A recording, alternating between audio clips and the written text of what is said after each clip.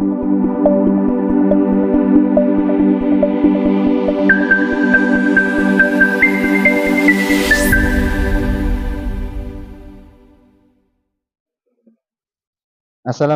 warahmatullahi wabarakatuh. Berjumpa lagi di channel TNB, Tanah dan Bangunan, yaitu channel yang khusus membahas tentang properti, legalitas, dan investasi. Pada kesempatan yang berbahagia ini, tim TNB akan mencoba sharing tentang 4 langkah untuk membeli sebuah properti dengan cara yang benar. Apa sajakah langkah-langkah itu? Simak video ini sampai selesai. Sobat TNB yang berbahagia, sudah menjadi rahasia umum bahwasanya investasi yang cukup menjanjikan dengan nilai profit yang cukup menggiurkan, yaitu investasi tentang properti. Walaupun banyak juga investasi-investasi yang lain selain properti, tapi kebanyakan orang lebih suka tentang investasi properti karena nilai jual kembalinya bisa mendapatkan profit yang cukup besar, dikarenakan kita sendiri sebagai pemilik properti yang bebas dalam menentukan harga jualnya. Akan tetapi, akhir-akhir ini banyak berseliweran di media-media sosial bahwasanya banyak kita dengar tentang informasi properti-properti yang bermasalah atau properti-properti yang mendapatkan image kurang baik. Kenapa sebuah properti bisa menjadi bermasalah atau sebuah properti bisa mendapatkan image yang kurang baik dari masyarakat? Hal itu dikarenakan penyelesaian daripada properti itu sendiri tidak sesuai dengan apa yang dijanjikan oleh developer di awal ketika proses jual beli itu terjadi. Misalnya di awal membeli, seorang pembeli dijanjikan bahwasanya legalitas properti tersebut bisa selesai dalam kurun waktu 2-3 bulan, dan pada kenyataannya legalitasnya bisa molor, bisa sampai 1 tahun lebih, bisa sampai 2 tahun lebih. Atau ada juga informasi tentang properti yang bermasalah ketika developer atau pengembang itu sendiri tidak bertanggung jawab dan lari dari tanggung jawabnya dengan tidak menyelesaikan apa yang telah menjadi kewajiban developer tersebut, terutama tentang surat-surat dan legalitas. Karena background yang seperti itu, makanya pada kesempatan kali ini tim TNB membagi cara, yaitu 4 langkah cara membeli properti yang benar. Yang pertama, cara membeli properti yang benar, diupayakan kita harus cek lokasinya secara langsung. Yang kedua, pastikan legalitas properti tersebut benar menurut hukum, benar menurut aturan yang ada. Yang ketiga, cara membeli properti yang benar, yaitu tanyakan dengan seksama tentang sistem pembelian properti tersebut. Yang keempat, cek track record daripada developer tersebut. Oke, coba kita ulas satu persatu. Langkah yang pertama yaitu cek lokasi properti yang hendak kita beli secara langsung. Mengapa kita butuh mensurvei lokasi sebuah properti secara langsung? Agar supaya kita betul-betul memahami tentang lingkungan di mana lokasi properti tersebut berada. Baik properti berupa perumahan ataupun properti berupa tanah kafling. Jika kita mensurvei lokasi properti secara langsung, kita dapat mengetahui dengan jelas tentang lingkungan properti tersebut berada. Apakah di pinggir jalan yang ramai, apakah di pinggir jalan desa, di tengah perkampungan. Terus kita bisa melihat sekitar atau sekeliling dari properti itu berada, misalnya di pinggir properti tersebut ada sungai apa tidak, di pinggir properti tersebut ada jurangnya apa tidak. Itu semua harus kita tentukan dengan cara cek lokasi secara langsung.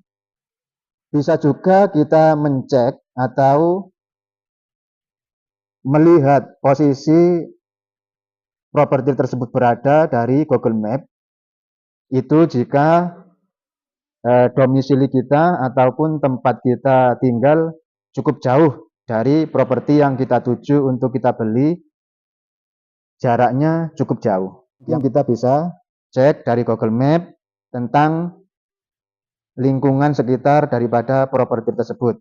Tapi kebanyakan hasil dari Google Map sendiri itu sendiri kadang kurang update. Misalnya kita buka Google Map di tahun ini, kadang yang muncul adalah tampilan Google Map di tahun lalu atau 2 tahun yang lalu. Oleh karena tampilan Google Map yang seperti itu, makanya diupayakan kita bisa meluangkan waktu untuk survei properti yang kita tuju secara langsung, ke lokasinya secara langsung, dan di sana nanti kita pasti bertemu dengan developernya langsung ataupun dengan orang-orang kantornya langsung ataupun dengan marketing yang berjualan properti tersebut secara langsung, dan kita bisa menanyakan segala hal secara langsung. Yang kedua, kita harus memastikan bahwasanya legalitas properti tersebut sudah benar menurut hukum dan sudah benar menurut peraturan yang ada. Misalnya yang kita beli sebuah properti tanah kafling, kita tanyakan dulu kepada developer atau kita tanyakan dulu kepada orang kantor apa surat induk daripada tanah yang dijual tersebut.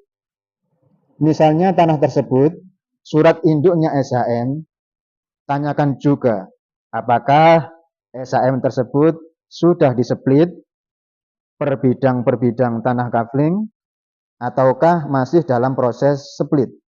Jikalau surat induk sebuah properti, sebuah tanah kafling adalah SHM, maka secara urutannya yang benar adalah surat induk tersebut harus displit terlebih dahulu, harus keluar splitnya terlebih dahulu, kemudian bisa diproses akte jual belinya, kemudian bisa diproses balik nama tentang SHM split tersebut. Jika tanah kafling yang bersurat induk SHM belum tersplit per bidangnya, maka hendaklah kita menunggu sampai dengan SHM tersebut selesai displit. Atau misalnya jika kita memang sudah benar-benar cocok dengan lokasi tanah kafling tersebut berada, mungkin kita bisa yang namanya inden atau booking atau ITJ, Ikatan Tanda Jadi, untuk meyakinkan kepada penjual bahwasanya kita memang betul-betul berminat tentang tanah kafling tersebut. Sedangkan untuk pembayaran DP atau uang muka dengan nominal yang lebih besar, hendaknya kita menunggu sampai dengan proses SHM sudah tersplit semua. Sehingga kita dalam keadaan yang aman dalam hal mengeluarkan budget yang lebih besar dan juga aman dalam hal legalitasnya. Apabila surat induk properti atau tanah kafling tersebut bersurat induk petok D atau letter C, maka nanti legalitas yang diberikan kepada pembeli tanah kafling tersebut adalah berupa AJB atau akte jual beli. Jika nanti pembeli mendapatkan surat AJB, maka tanyakan pula kepada developernya, tanyakan pula kepada orang kantornya tentang pajak jual dan belinya. Hal itu dikarenakan pajak jual beli adalah kewajiban daripada masing-masing pembeli ataupun penjual tanah kafling tersebut, dan hal itu wajib dibayarkan ketika AJB dalam proses jadi. Jadi ketika AJB sudah jadi, sudah dapat dipastikan bahwasanya pajak jual dan belinya sudah terbayarkan. Maka tanyakan dengan jelas kepada developernya nanti pajak jual belinya seperti apa. Apakah pajak jual ditanggung penjual, pajak beli ditanggung pembeli, ataukah developer yang menanggung biaya semua pajak jual dan belinya. Dan tanyakan pula kepada developernya apakah AJB tersebut nantinya bisa dikonversi ke SHM. Jikalau developer memang bisa memastikan kalau AJB tersebut bisa dikonversi ke SHM, maka legalitasnya sudah pasti benar. Untuk langkah yang ketiga, yaitu tanyakan dengan seksama tentang sistem pembelian kepada developernya. Mengapa kita harus mempertanyakan hal tersebut? Karena kita juga harus berhitung, berkalkulasi dengan budget yang kita punya saat ini. Apakah nanti mencukupi untuk pembayaran DP-nya, dan jika diangsur, apakah income per bulan kita sesuai, apakah income per bulan kita cukup untuk membayar angsuran tiap bulannya, sehingga kita nantinya dalam proses pembayarannya tidak ada kendala dan bisa berjalan dengan lancar. Dan biasanya sistem pembelian di properti, terutama tanah kafling, yang saya ketahui biasanya ketika pembeli sudah survei lokasi dan merasa cocok, biasanya oleh developernya atau oleh tim marketing yang berjualan di situ, maka pembeli disarankan untuk melakukan ITJ atau ikatan tanda jadi.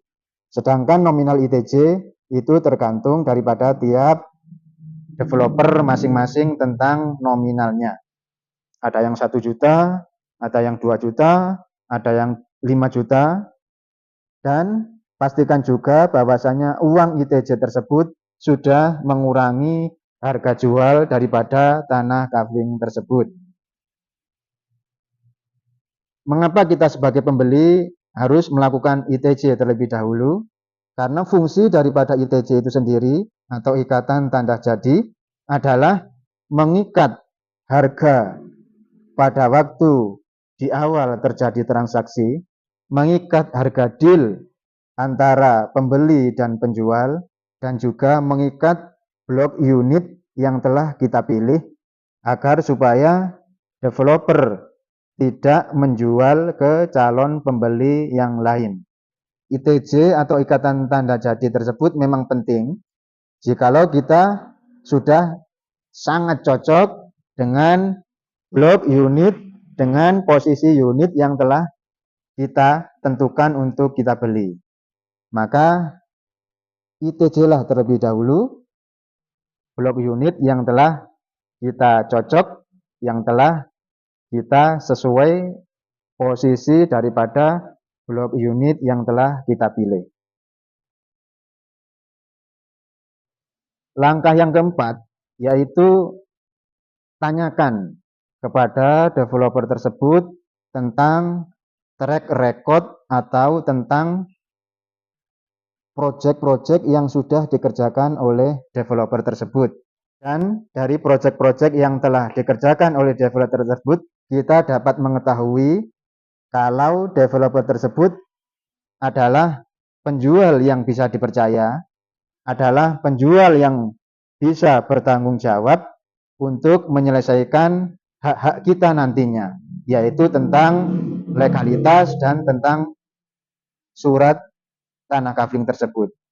Jika kita mendapati track record seorang developer kurang baik, artinya di proyek-proyek yang terdahulu developer tersebut belum menyelesaikan secara keseluruhan tentang kewajiban developer tersebut kepada pemilik tanah atau tentang kewajiban developer tersebut kepada pembeli-pembeli tanah kaflingnya, baik tentang legalitas, tentang fasum di tanah kafling tersebut berada, misalnya apakah pavingnya sudah terpasang, apakah gorong-gorongnya sudah terpasang. Jikalau hal-hal seperti itu belum dipenuhi oleh seorang developer, maka kita patut untuk berhati-hati dalam membeli tanah kafling daripada developer tersebut. Dan jika kita memang telah yakin bahwasanya track record developer tersebut baik dengan cara melihat proyek-proyek properti yang telah digarap oleh developer tersebut, misalnya dalam hal legalitas memang dipastikan baik, dengan dalam hal fasilitas umum yang disediakan kita rasa baik, maka kita boleh menentukan untuk mengambil dan membeli properti daripada developer tersebut. Seperti contoh-contoh developer yang nakal atau contoh-contoh developer yang kurang bertanggung jawab, kebanyakan mereka tidak melaksanakan apa yang menjadi kewajiban mereka kepada pembeli, terutama fasum yang dijanjikan seperti paving, gorong-gorong, mungkin juga jaringan listrik dan air. Kebanyakan developer yang bermasalah tersebut tidak menyelesaikan apa yang menjadi kewajibannya kepada pembeli-pembeli. Sobat TNP yang berbahagia, jika keempat langkah tersebut sudah ditanyakan dengan seksama, dengan detail kepada developer penjual tanah kafling tersebut, dan kita cukup yakin bahwasannya kita mampu dalam hal pembayaran DP, mampu dalam hal angsurannya, maka silakan ambil properti tanah kafling tersebut dan bisa kita pakai sebagai aset kita di masa depan. Mengapa kita bilang bahwasanya properti yang berupa tanah kafling ataupun perumahan bisa kita jadikan aset di masa depan? Karena harga jual properti dari tahun ke tahun pasti mengalami kenaikan yang signifikan. Hal itu dikarenakan harga tanah yang semakin tinggi. Jika perumahan, pasti harga material bangunan yang tiap tahun selalu berubah. Makanya jika kita memang sudah mantap dengan 4 langkah yang kami sebutkan tadi, maka segeralah beli, segeralah ambil kesempatan tersebut yang dapat kita jadikan aset di masa depan. Untuk kesimpulannya, 4 langkah yang benar sebelum kita membeli sebuah properti adalah: yang pertama, cek lokasi tanah kafling tersebut berada. Sebisa mungkin cek secara langsung biar kita dapat memahami lingkungan properti tersebut berada secara langsung. Kedua, pastikan bahwasanya legalitas properti tersebut sudah benar menurut hukum dan sudah benar menurut peraturan yang ada. Ketiga, tanyakan dengan detail tentang sistem pembelian properti tersebut Dan keempat, cek track record daripada developer yang menjual properti tersebut. Mungkin cukup sekian Sobat TNB yang berbahagia, tips langkah-langkah membeli properti yang benar dari kami.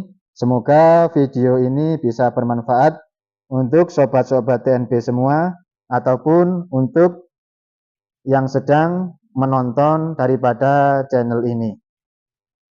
Silakan di-subscribe channel ini karena subscribe itu gratis. Silakan komentar channel ini. Silakan di-like video ini dan silakan di-share jika dirasa video ini bermanfaat. Cukup sekian video kali ini. Apabila ada kesalahan, kekurangan, kami mohon maaf yang sebesar-besarnya. Wassalamualaikum warahmatullahi wabarakatuh dan sampai jumpa di video-video berikutnya.